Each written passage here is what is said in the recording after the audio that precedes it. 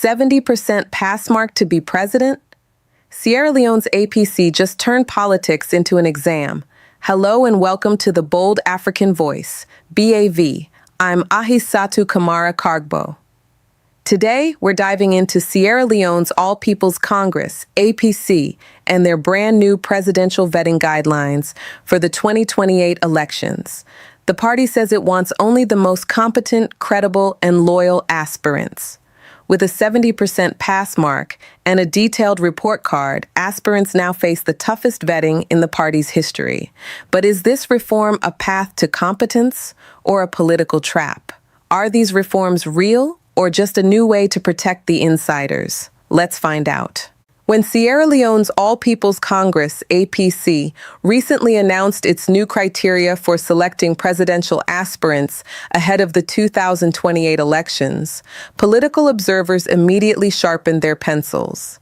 Some hailed it as a bold attempt to inject meritocracy into a process too often clouded by tribal loyalties, Godfather politics, and who can spray the most rice at rallies. Others muttered that it's a neat way of tightening the gate so only a few anointed ones can slip through. Either way, the APC has raised the stakes and perhaps the stress levels of any hopeful eyeing the presidency. The blueprint: meritocracy meets party discipline. The party's internal document lays out a three-phase vetting process that would make even a UN job recruitment panel proud. 1.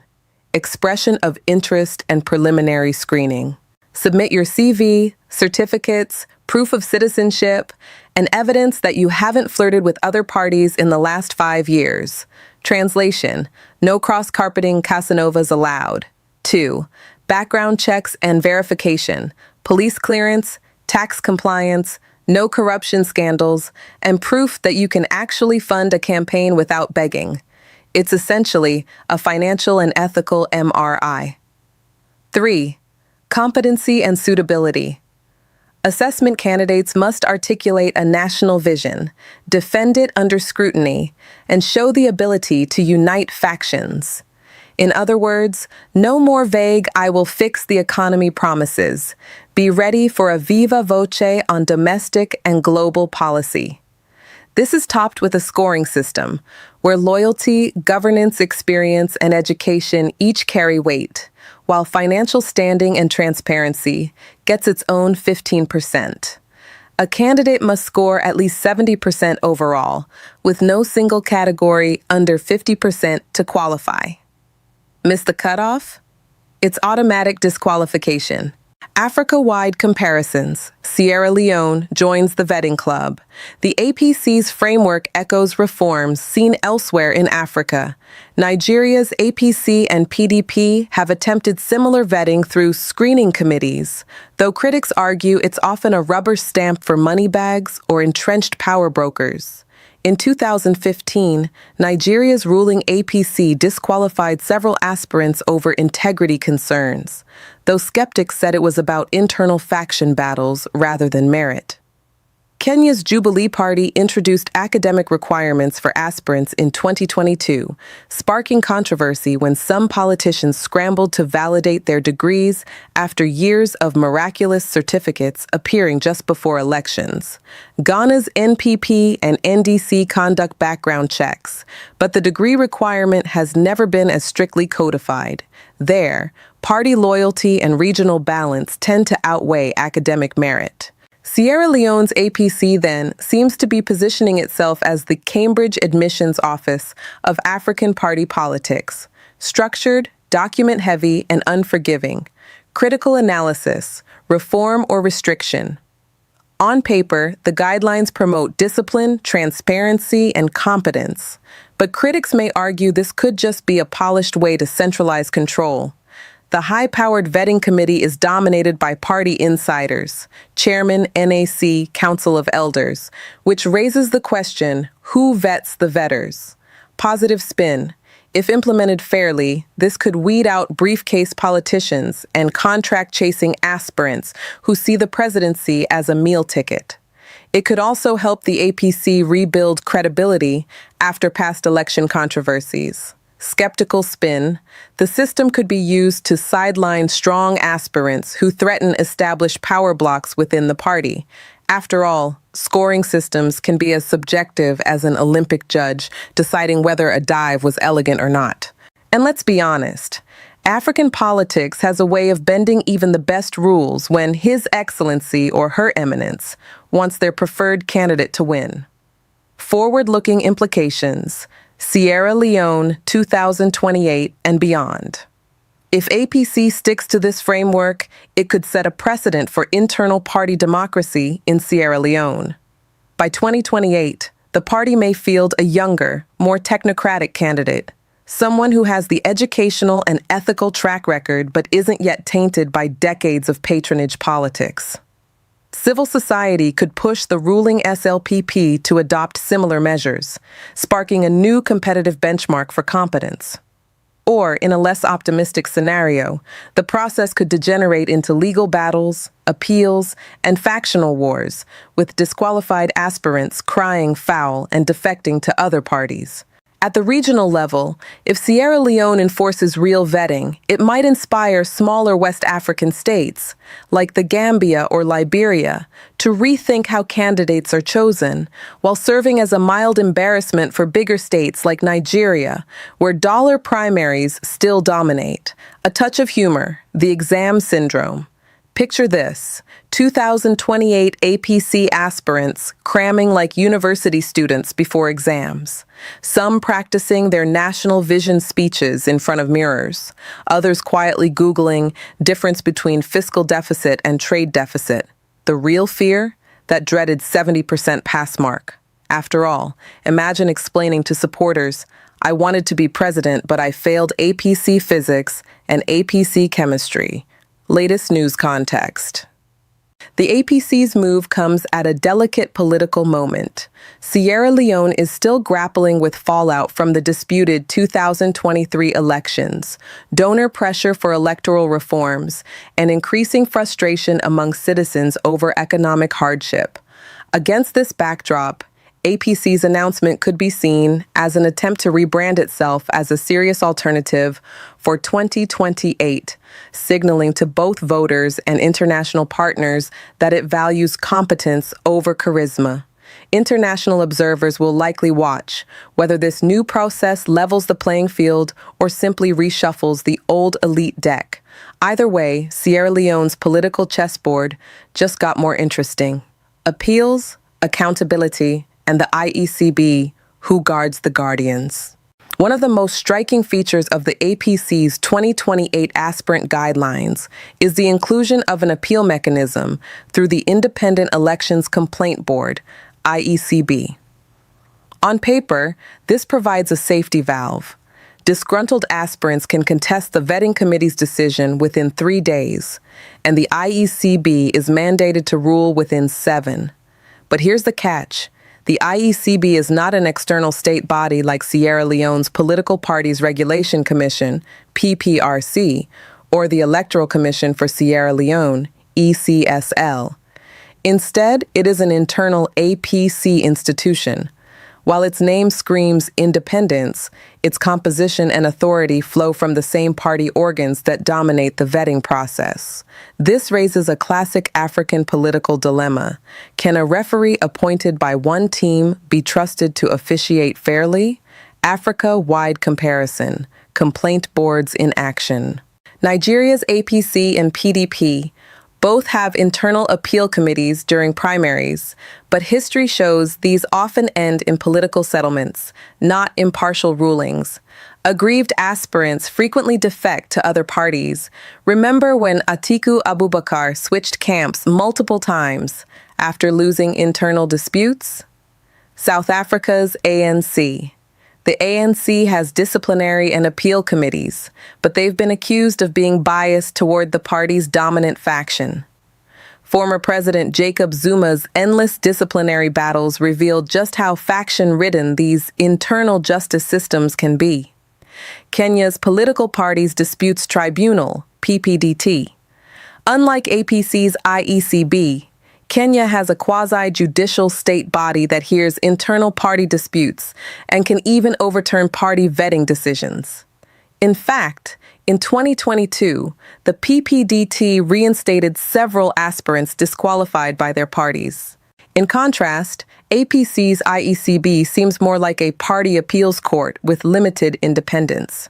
It may handle minor complaints fairly, but when heavyweight factions clash, will it truly act as an impartial umpire? Forward-looking implications, legal and political showdowns. If APC enforces this framework rigidly, here's what we might see before 2028. 1. Litigation in state courts. Aspirants who distrust the IECB may escalate disputes to the High Court of Sierra Leone, creating a legal gray zone. Can national courts override internal party vetting? Past Sierra Leonean cases suggest courts tread carefully, but have intervened when party processes breach natural justice. Second, factional realignment. Disqualified aspirants could mobilize their supporters and threaten defection. Given Sierra Leone's fragile two-party system, APC versus SLPP, defections often alter electoral arithmetic. Imagine an APC heavyweight failing the 70% threshold and then crossing over to SLPP or launching an independent campaign. Third, donor and civil society scrutiny. International partners, already concerned after the 2023 electoral disputes, may view APC's process as a litmus test for internal democracy. If appeals are handled fairly, it boosts APC's credibility. If not, the system risks being branded a disciplinary weapon against dissenters. Adding a dash of humor, the Political Exams Board. Think of the IECB as Sierra Leone's version of WAEC, West African Examinations Council. Aspirants submit their scripts, await marking, and then queue nervously for results. If they fail, they file an appeal, basically a remarking request. But unlike WAEC, where your score might go up by 2 points, in politics your appeal could cost you your entire career. And let's be honest, some politicians might suddenly discover the same passion for appeals that they lacked for tax compliance. Yes, I failed loyalty by 10%, but can't you at least upgrade me on leadership experience? Latest news context. The IECB mechanism is being unveiled at a time when intra-party divisions in Sierra Leone remain tense. Following the APC-SLPP power-sharing dialogue in 2024, brokered by ECOWAS and the Commonwealth, both parties have been under pressure to professionalize candidate selection and reduce factional disputes. For APC, getting this right could restore trust among disillusioned voters who see the party as plagued by internal wrangling and elite capture. For SLPP, it could mean facing a leaner, more disciplined opponent in 2028. But if APC's IECB is perceived as a puppet, expect headlines like APC aspirant cries foul, appeals board dances to party chairman's tune. APC's scoring system, innovation or illusion. The APC's 6-category scoring system is perhaps the most intriguing part of its new rules. Each aspirant will be judged across loyalty and party service, 20% leadership and governance experience, 20% educational and intellectual merit, 15% legal and ethical record, 15% political vision and strategy, 15% financial standing and transparency, 15%. A minimum overall score of 70% with no category under 50% is required to move forward. On the surface, this looks like a neat way to standardize candidate selection, but dig deeper and you find both promise and pitfalls. Promise. It creates the impression of objectivity. Candidates can't simply buy their way through. They must show competence, clean records, and vision. Pitfall. Who decides the scores? Will loyalty be measured by party dues, campaign hours, or how loudly an aspirant chants the APC anthem? In practice, the scoring sheet could become a political weapon.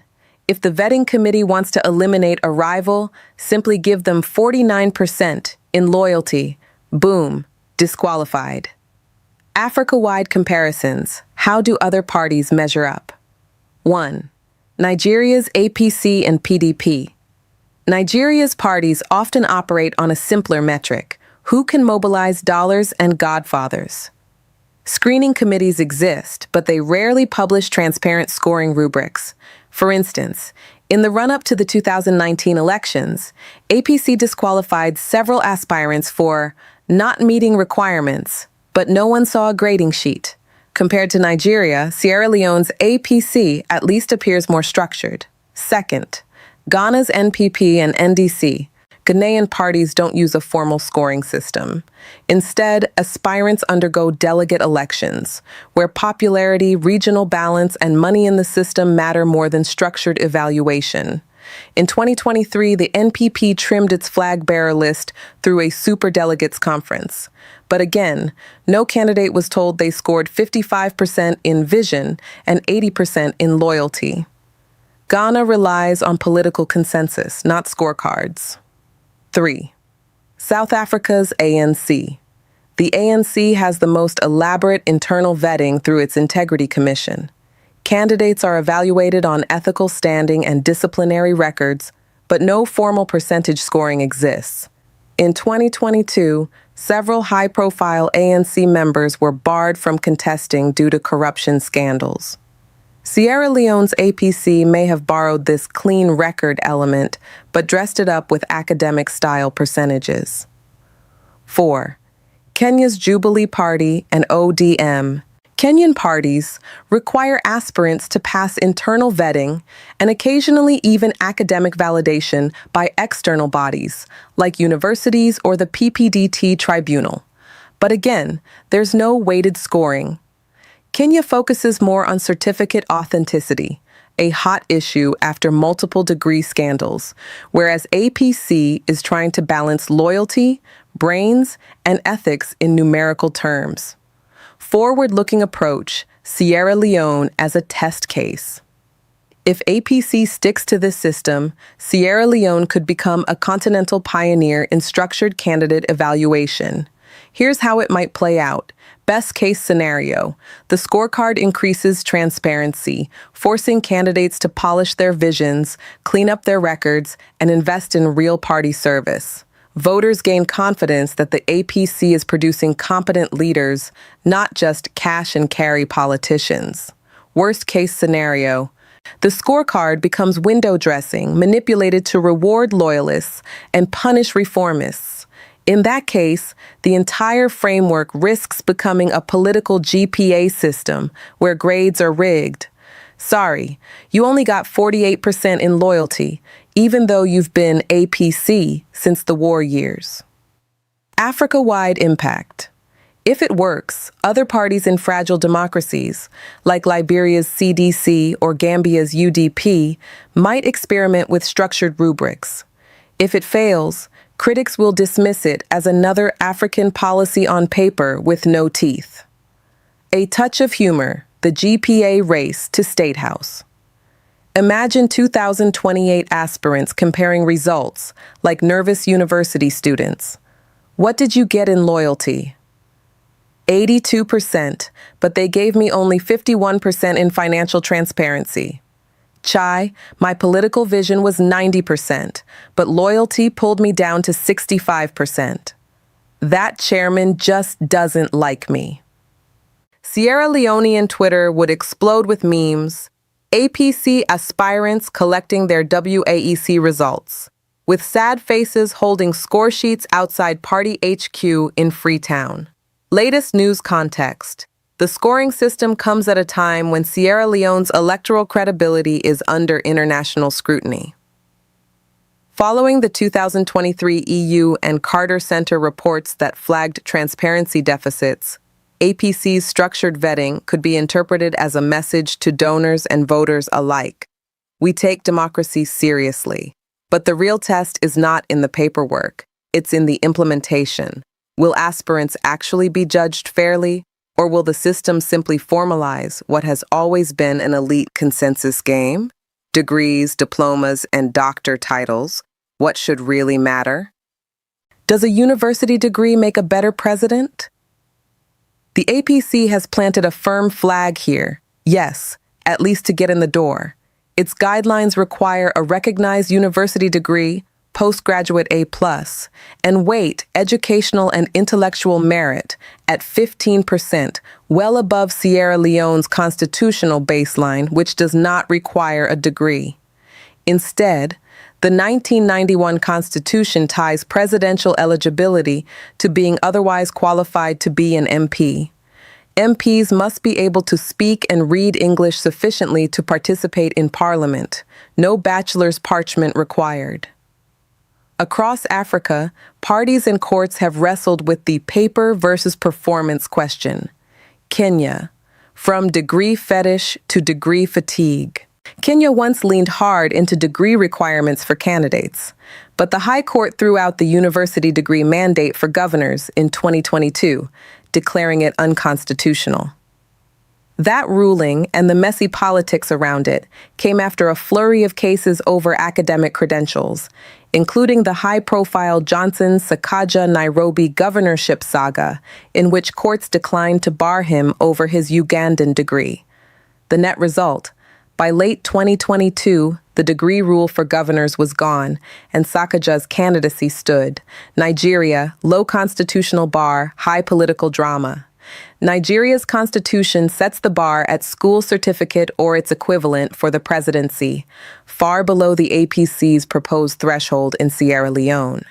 But a low legal bar hasn't insulated Nigeria from credential controversies.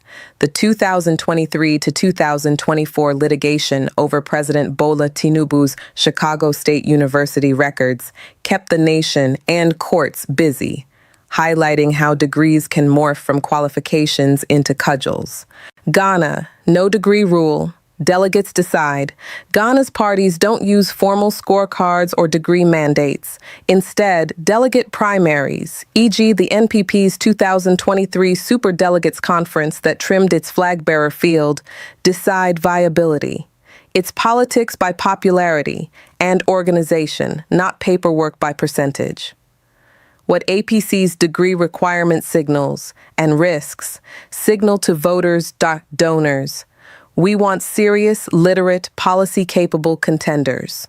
In a system struggling with public trust after the 2023 election credibility disputes flagged by the EUEOM and Carter Center, a higher bar looks like reformist hygiene: raise competence, lower chaos. Risks inside the party. If educational and intellectual merit becomes a velvet rope for insiders with easier access to degrees, or if loyalty turns into a veto, give a rival 49% there and they're out, the rubric could harden factionalism, not heal it. Kenya's pivot shows how over-legalizing credentials can backfire, entangling parties in endless litigation and spawning a cottage industry of overnight diplomas. The Africa Report Equity Optics. Sierra Leone has talented organizers, business leaders, and technocrats who didn't follow linear academic paths. A strict degree gate could unintentionally sideline grassroots talent unless APC couples it with credible recognition of equivalent experience. Published work, sector leadership, reform track records. A smarter way to score: brains, without worshiping paper. If APC keeps the degree bar, it should de-risk bias by explicitly testing what actually matters in governance. 1. Policy reasoning drill. Scored anonymized. Give each aspirant the same short policy brief, e.g., stabilize food prices while defending FX, reserves, and a 30-minute window to submit a one-page response. Blind score for clarity, trade-offs, feasibility. 2. Crisis simulation. 20-minute tabletop on fuel shortages or currency pressure. Score decision quality, not theatrics. 3. Evidence of learning. Points for meaningful publications. Reforms-led or measurable outcomes. Formal degree helps, but impact trumps parchment. Do that, and the 15% educational and intellectual merit becomes a competence test, not a certificate check. Africa-wide lessons, APC can borrow Kenya's PPDT and robust dispute ladders. Kenya's political parties, disputes tribunal, and election petition jurisprudence provide an external circuit breaker when party appeals look captured. APC's IECB is internal, naming external observers or committing to publish anonymized scoring summaries could bolster credibility. Ghana's public vetting moments. While Ghana lacks scorecards, its staged primaries create early visibility and weed out weak bids. APC could host public policy town halls for shortlisted aspirants, mini manifesto debates scored against published rubrics.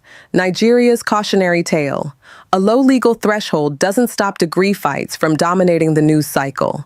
APC's best defense is radical transparency. Publish criteria, publish anonymized banded scores, publish appeal outcomes with reasons. Forward look. How this could reshape 2028. If done right, APC normalizes skills-based leadership. SLPP faces pressure to match standards. Donors recalibrate expectations from who's popular to who's prepared. If it sours, expect courtroom traffic, factional exits, and degree wars on talk radio. The scorecard becomes a meme.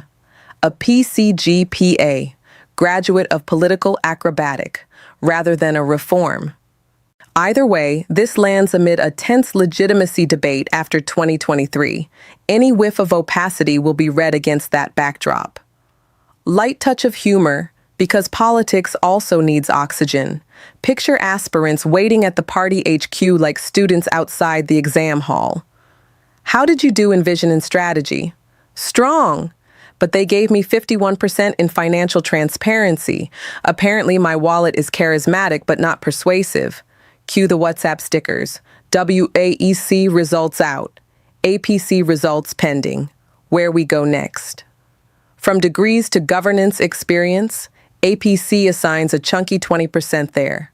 But what counts as experience in a political marketplace where special advisor titles multiply like rainy season mushrooms? Up next, we'll dissect how to measure real leadership. Delivery versus titles, compare with ANC's Integrity Commission and Ghana's ministerial vetting culture, and sketch a publishable performance rubric APC can adopt before the first interview is scheduled. Leadership and governance experience, 20% or 20 shades of ambiguity.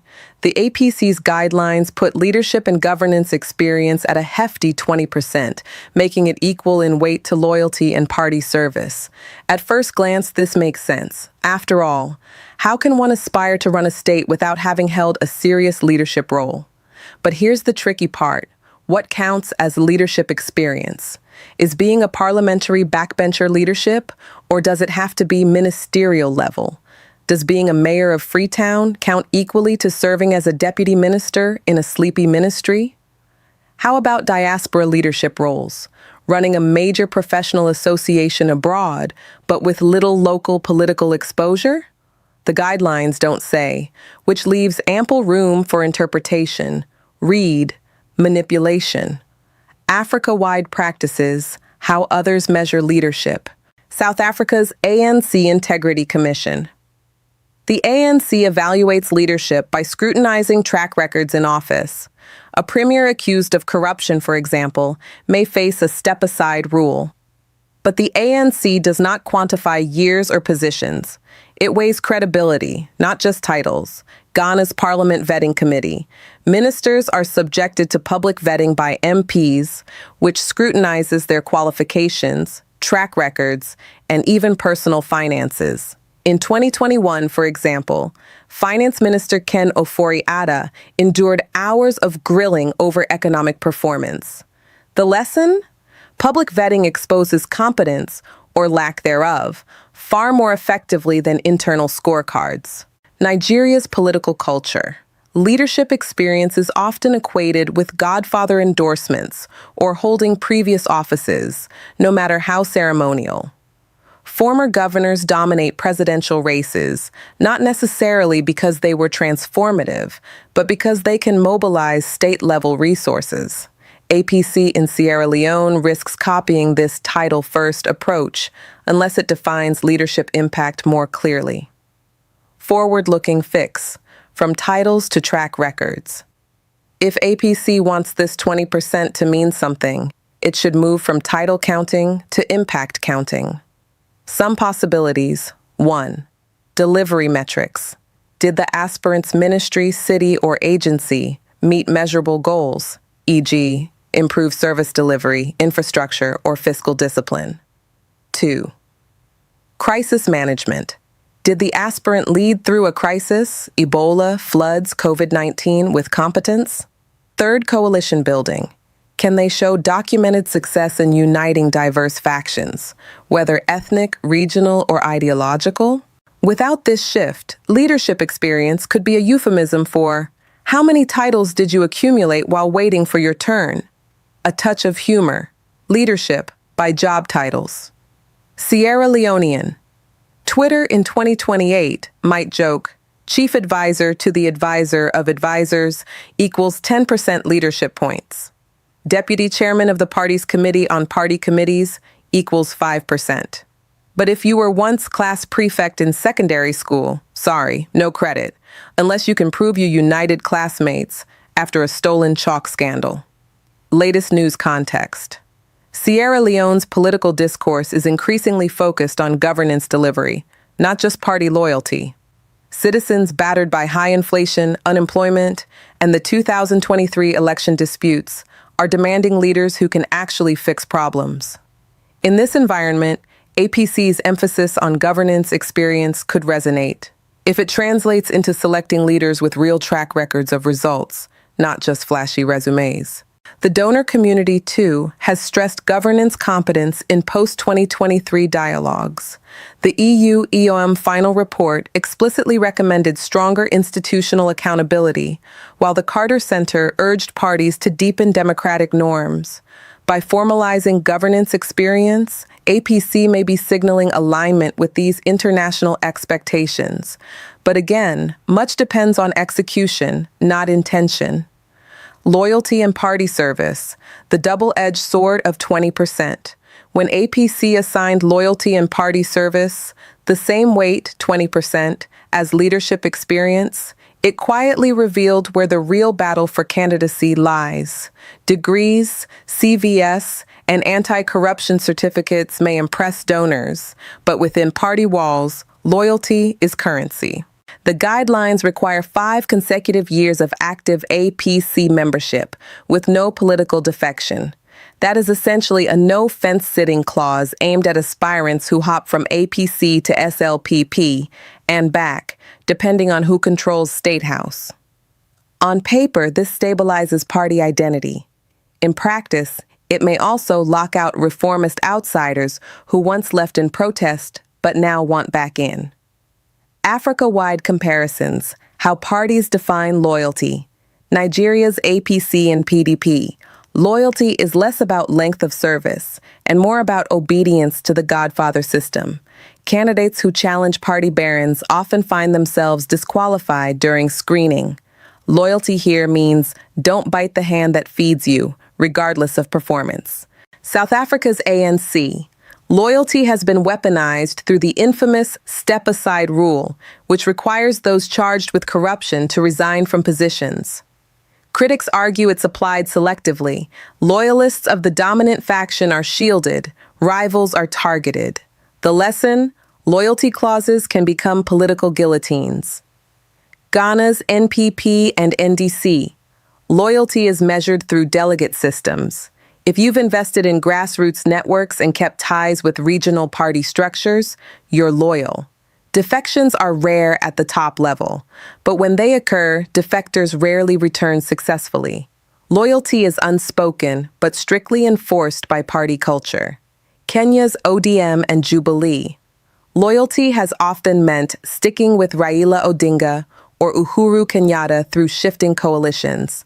Defections are common, but returning defectors rarely get top billing. The result is a paradox. Loyalty is demanded but frequently breached, making no defection rules aspirational at best. Forward-looking implications for Sierra Leone. By 2028, APC's loyalty rule could cut both ways, strengthening unity.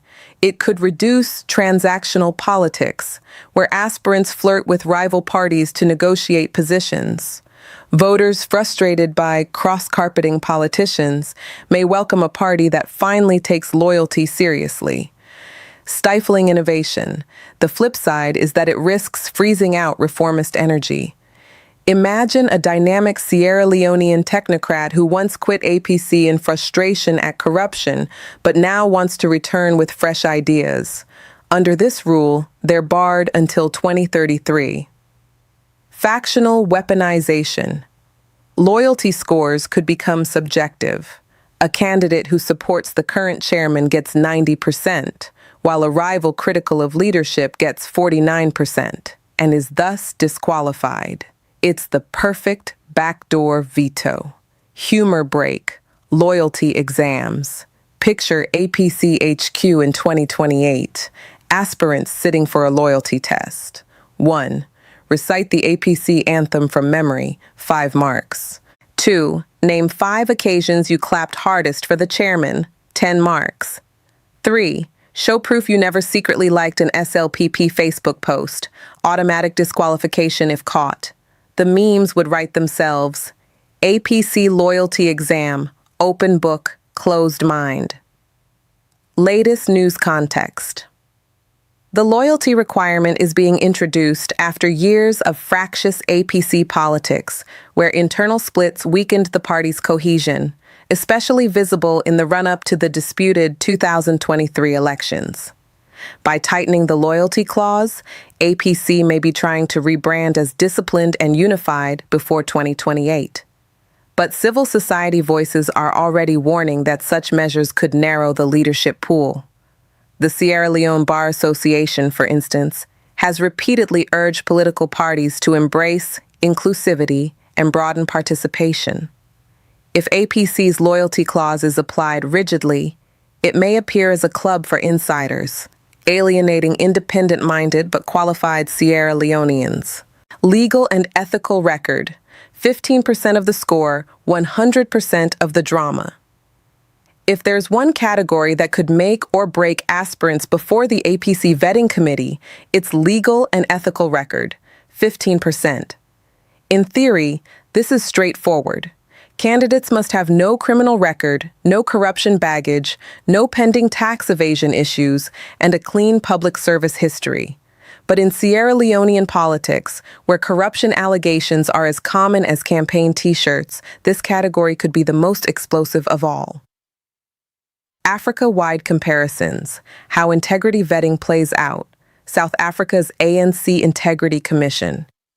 Established to filter out leaders tainted by corruption, the commission has forced some high-profile figures to step aside. But critics argue it's applied unevenly, with loyalists protected and rivals sacrificed. Jacob Zuma's survival, until he finally fell, showed how integrity bodies often bow to political pressure. Nigeria's screening circus.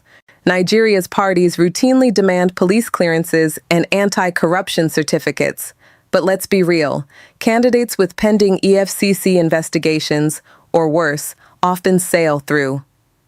Integrity vetting is more box-ticking than barrier. Yet when it suits power brokers, allegations suddenly become disqualifying.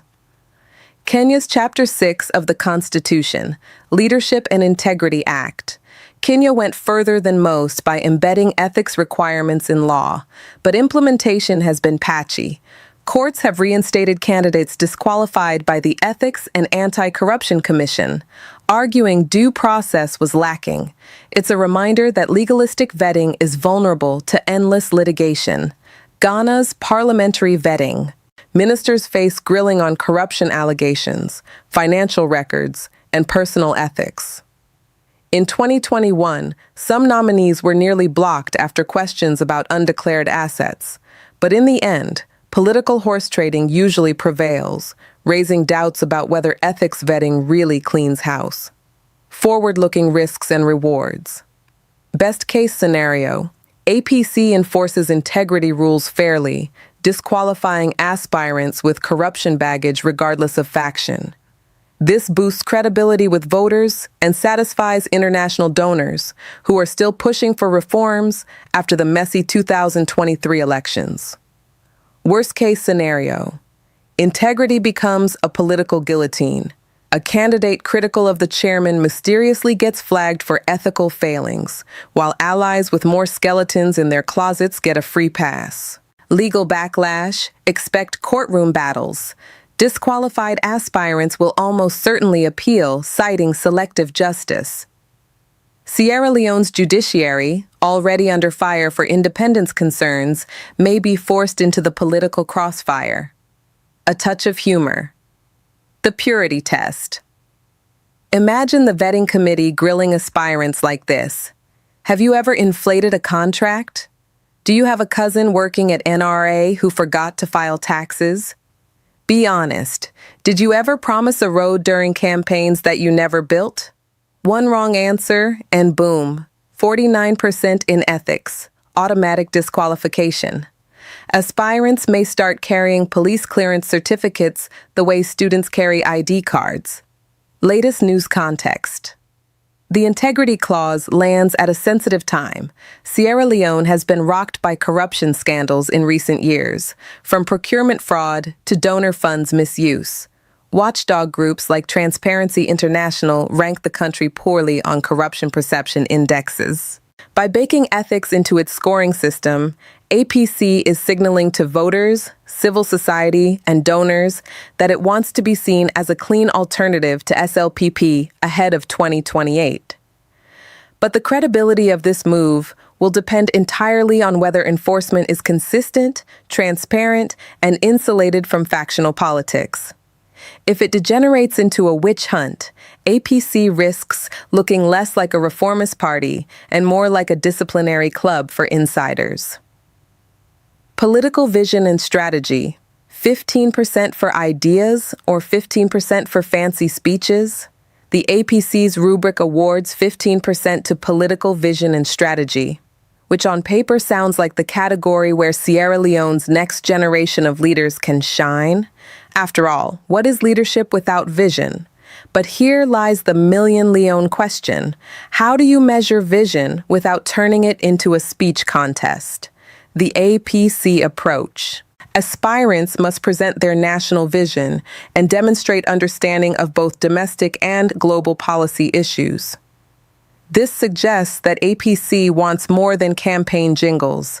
They want candidates who can explain inflation, climate change, and geopolitics with the same fluency they use to promise free Wi-Fi in every village.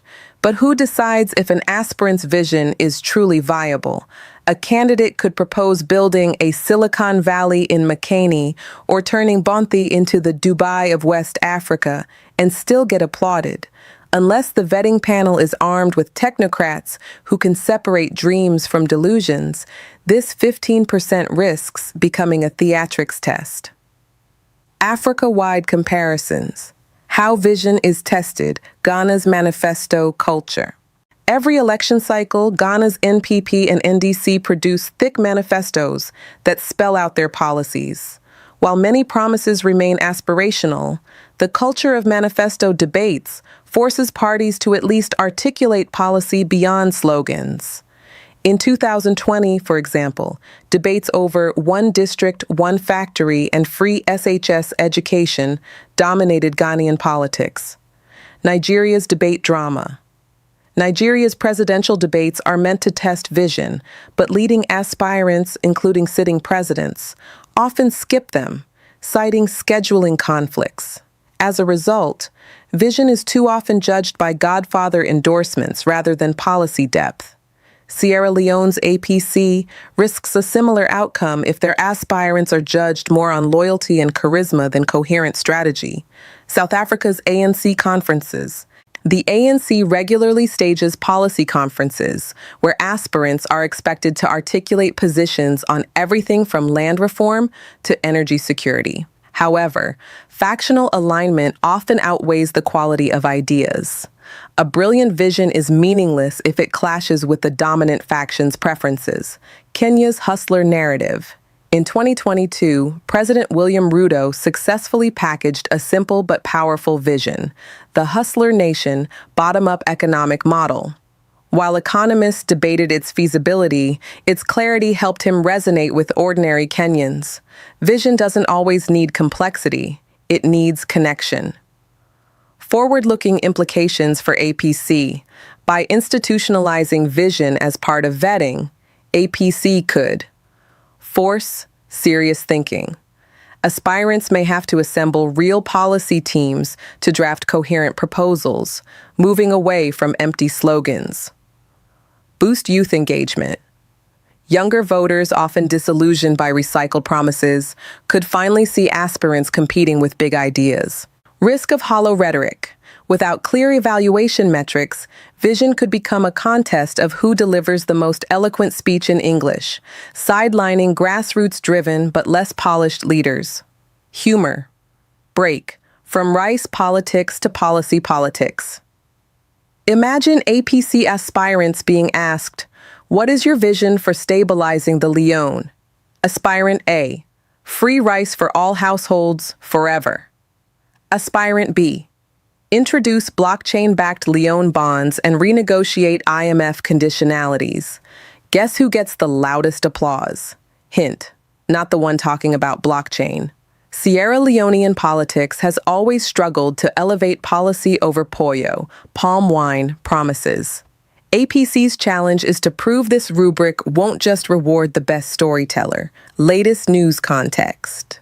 The 2023 electoral disputes exposed Sierra Leone's deep crisis of political legitimacy. Donors and civil society have been urging both SLPP and APC to articulate clear reform agendas ahead of 2028. By making vision a formal criterion, APC seems to be responding to this pressure, trying to project itself as a party of ideas, not just strong men. But the credibility test will be in transparency. Will APC publish summaries of aspirants' visions? Will they hold public policy forums where citizens can compare aspirants' strategies? Or will this remain an internal show at Party HQ in Freetown, hidden from the very citizens those visions are supposed to inspire? Financial standing and transparency, 15% for wallets or 15% for integrity? The APC's final category, financial standing and transparency, 15%, is perhaps the most paradoxical. On the one hand, running for president in Sierra Leone is brutally expensive. Campaign tours across 16 districts, media adverts, logistics, mobilization, red T-shirts, fuel, and the occasional party rice. On the other hand, Sierra Leoneans are fed up with politics being reduced to a game of money talks, ethics walks. So what exactly is APC saying here? Essentially, show us you can raise and manage money without drowning in scandal. Africa-wide comparisons. When money meets politics. Nigeria's billionaire politics. Nigeria's ruling APC and opposition PDP are notorious for primaries where aspirants distribute dollars like confetti. In 2022, aspirants were reported to have spent millions wooing delegates. Financial strength is almost a prerequisite, but transparency rarely applies. Nobody asks where the dollars came from.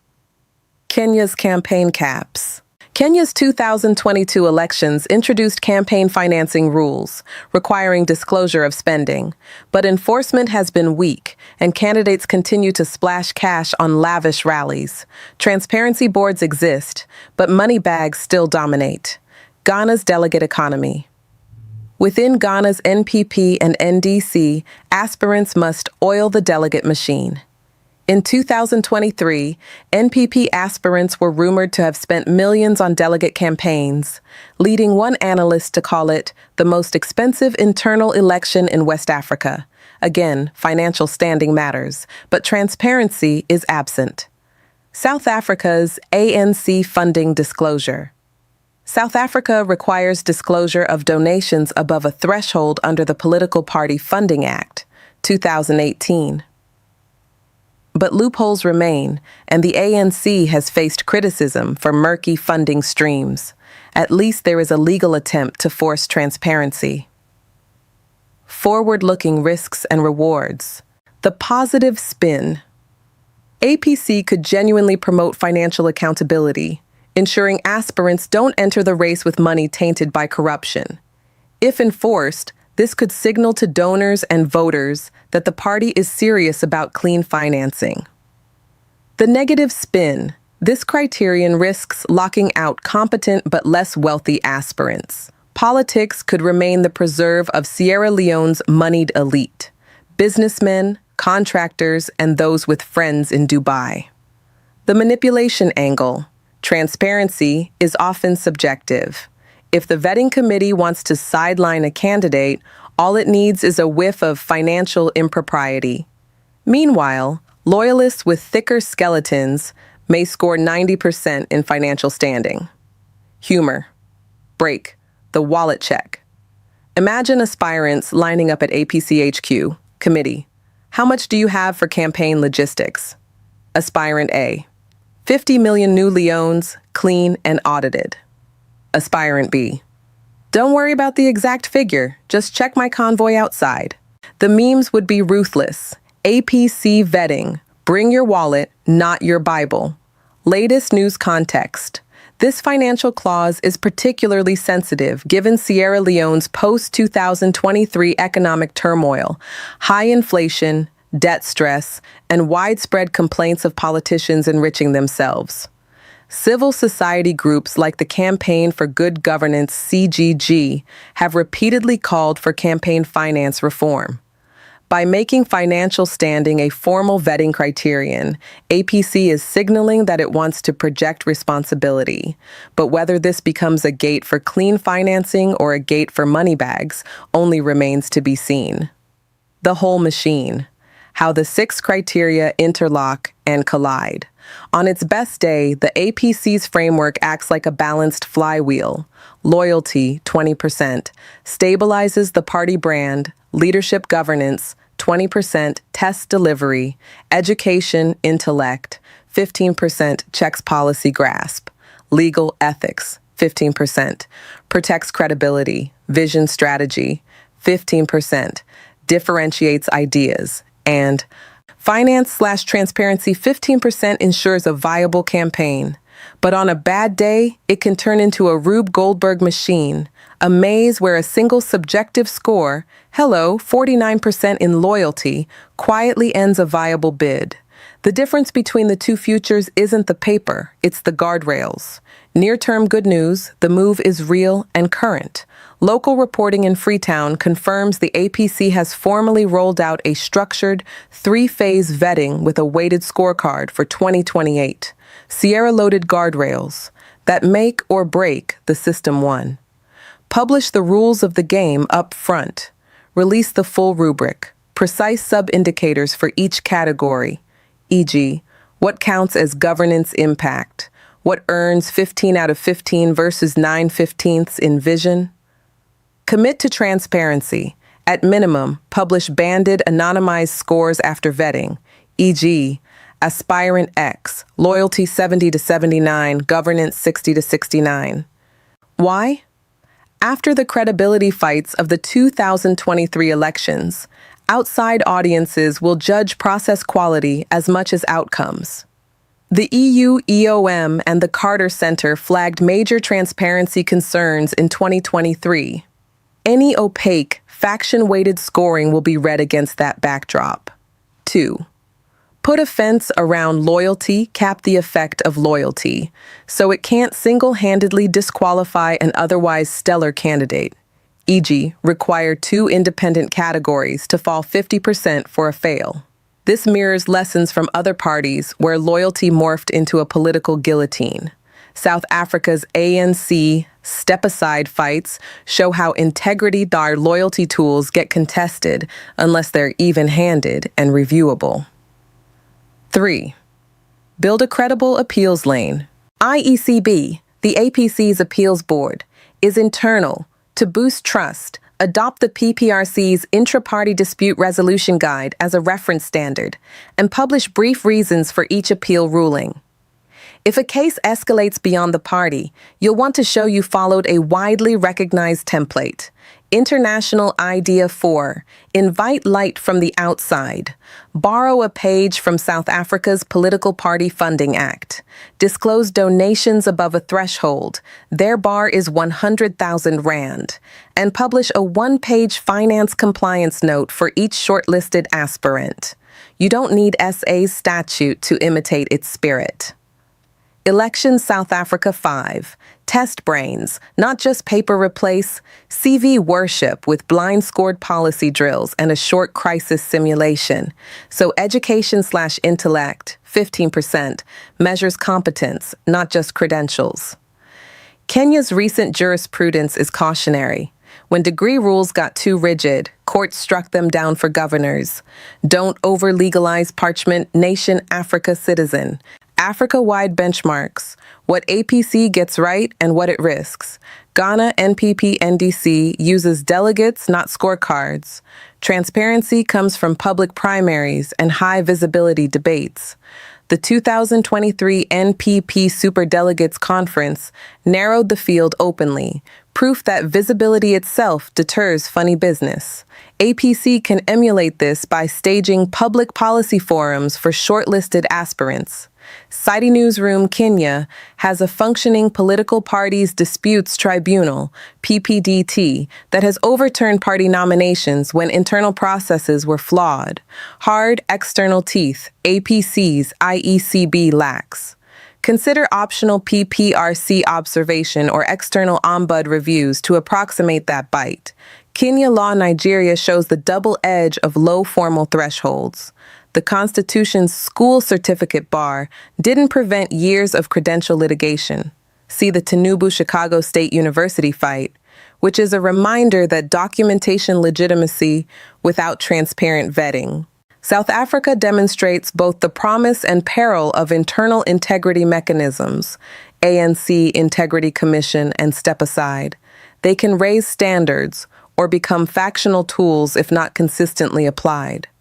Reuters Implementation Playbook, now through 2028, Q4 2025. Publish the full scoring rubric plus examples of evidence for each band.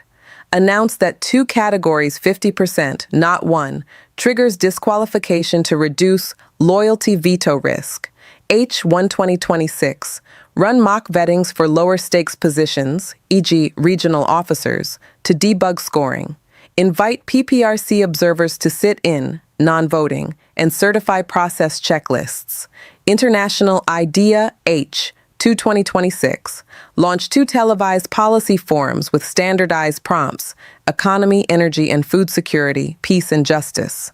Publish anonymized drill scores and a summary of IECB appeal decisions. 2027. Lock campaign finance disclosures for any shortlisted aspirant. Publish donation bans and auditors' letters. Channel the SA threshold approach. Elections, South Africa early 2028. Release side-by-side scorecards banded and one-page policy synopses for finalists. Hold a final public debate moderated by a consortium of independent outlets. Risk radar, what could still go sideways, 1. Factional capture. If insiders calibrate loyalty to knock out reformers, the rubric becomes a velvet hammer. The fix, formal 2-category fail rule and written reasons for any sub-50 score. Second appeal bottlenecks. If IECB rulings look perfunctory, expect court spillover, and Sierra Leonean courts will be judged against the 2023 credibility context highlighted by the EU and the Carter Center. Third, money distortion. Financial standing, 15%, can devolve into moneybags privilege without third-party verification and minimal public disclosure. Fourth, paper over practice. Degree and CV checks are easy. Policy competence is hard. If the testing is theatrical, vision as intellect devolves into speech night points, not governance readiness. Humor break, the vetting Olympics loyalty lift. How many kilograms of party chants can you clean and jerk? Ethics balance beam. Don't wobble on procurement. Policy 100-meter dash, explain inflation, energy, and agriculture in 60 seconds without promising free unicorns. Winners get medals, losers get committees. Latest news and context check, why this matters now.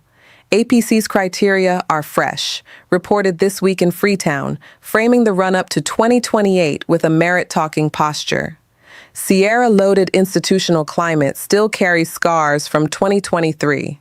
EU-EOM and Carter Center both question aspects of transparency and tabulation. So every opaque step in APC's vetting will echo louder than usual. Regionally, Kenya's courts and South Africa's funding disclosures offer practical templates for appeals and money sunlight that APC can adapt without waiting for new laws. Synthesis: a reform that works. If APC wants this to be more than beautiful paperwork, 3 habits will make the difference. 1. Procedural sunlight, rubrics, banded scores, written reasons. 2. External eyes, PPRC guide as a standard, observed appeals, minimal finance disclosure. International idea 3. Competence drills, blind scored policy tasks so education intellect measures thinking, not parchment. Do that, and Sierra Leone might quietly pioneer an African party-level merit filter, the kind that nudges rivals to level up and reassures skeptical voters and partners that the adults are back in the room. Fall short, and the same tool becomes a gilded gate for insiders. What to watch next? A short checklist. Will APC publish the full rubric and example evidence? Will IECB release written, reasoned decisions? Any move toward finance disclosure for finalists, even voluntary? SA's R100,000 threshold is a useful North Star. Election South Africa public policy forums or televised town halls for shortlisted aspirants, signals from ECSL PPRC about intra-party dispute standards, ECSL International Idea from paper to practice, policy drill templates APC could adopt. If APC truly wants its vetting to transcend form over substance, it must shift from CV checking to policy testing. Here are 3 practical drill formats that could transform educational and intellectual merit and political vision into live indicators of competence. 1. Policy brief response. Timed, blind scored. Give aspirants a short memo, e.g., food inflation at 28%, Leone depreciating by 40%. Propose 3 steps in 500 words. Responses are anonymized and graded by an independent academic or professional panel. Score on clarity, feasibility, and trade-offs. 2. Crisis simulation, oral. Present a crisis. Fuel imports stuck, queues at petrol stations, civil unrest rising. Aspirant has 15 minutes to outline decisions. Assess decisiveness, realism, and risk management. Third coalition building case, pose a scenario. Half of APC delegates back your rival. How will you unite the party without splitting votes? Judges look for negotiation skills, not threats. If APC pilots such drills and publishes anonymized score distributions, it could set a continental benchmark in party-level democratic practice.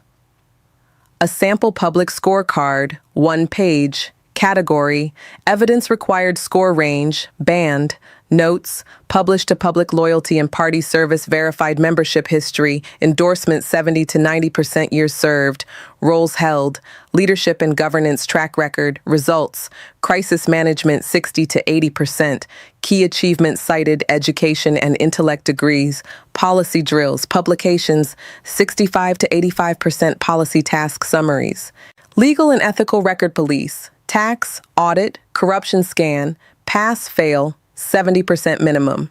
No disqualifying findings. Political vision document, oral defense, Q&A, 60 to 85%. Themes highlighted, financial standing audited disclosures. Fundraising plan, 55 to 80% donation bans published. Such a table, stripped of private details but rich in banded scores, could boost public trust while shielding personal data. why this matters beyond APC. This is not just a Sierra Leonean story. The continent is littered with parties where candidate selection is opaque, money-driven, and factionalized. From Nigeria's dollar primaries to Ghana's delegate capture, from South Africa's step-aside battles to Kenya's degree wars, Africa has seen how internal party dysfunction corrodes democratic trust. By contrast, APC's move, if implemented with transparency and fairness, could rebrand Sierra Leone from post-2023 dispute zone to a laboratory of intra-party democracy. The EU, ECOWAS, AU, and donors will be watching closely. If APC succeeds, SLPP will be pressured to raise its standards, and a precedent could ripple across fragile democracies on the continent. Advice to African leaders. 1. Clean your house before asking voters to trust it. Internal democracy is not just a party issue, it's a national stability issue. Factions breed crises when losers feel cheated. Second stop, weaponizing loyalty. Loyalty should mean dedication to principles and service, not blind obedience to party bosses. Africa needs loyalty to citizens, not just parties. 3. Make policy competence a habit. Africa's challenges, climate shocks, debt stress, youth unemployment, cannot be solved by charisma alone. Test ideas, not just slogans. 4. Shine light on party finances. If you can't run a party account transparently, how will you run a national budget? Start with disclosures, even voluntary. Key messages. APC's 6-part rubric. Loyalty, leadership, education, ethics, vision, finance marks a serious attempt to institutionalize merit in Sierra Leone's politics. But each criterion is a double-edged sword. It can elevate quality or entrench insider control, depending on transparency. Africa-wide examples, Ghana, Nigeria, Kenya, South Africa, show both the promise and pitfalls of such reforms. The credibility of APC's 2028 vetting will rest on guardrails, clear rubrics, transparent appeals, finance disclosure, and public engagement. If APC succeeds, Sierra Leone could model party-level reform for Africa. If it fails, it risks cementing cynicism that new rules are just old tricks with new paper. Bottom line, Sierra Leone's APC has thrown down a bold marker. African leaders should take note. Democracy begins not on election day, but in how parties choose their champions. Without credible filters, presidential races remain popularity contests for the wealthy and the well-connected. With them, Africa just might cultivate the next generation of leaders who can unite nations, not just factions. Thank you for watching The Bold African Voice, BAV, where we speak truth to power. You've just heard the breakdown of APC's 2028 vetting rules, the political exam of the decade. What do you think? Is this a step toward credible leadership or simply another way to keep power in the hands of the few? Share your views in the comments, and don't forget to like, subscribe, and hit the notification bell so you never miss our deep dives into African politics. Remember, democracy doesn't start on election day. It starts inside the parties.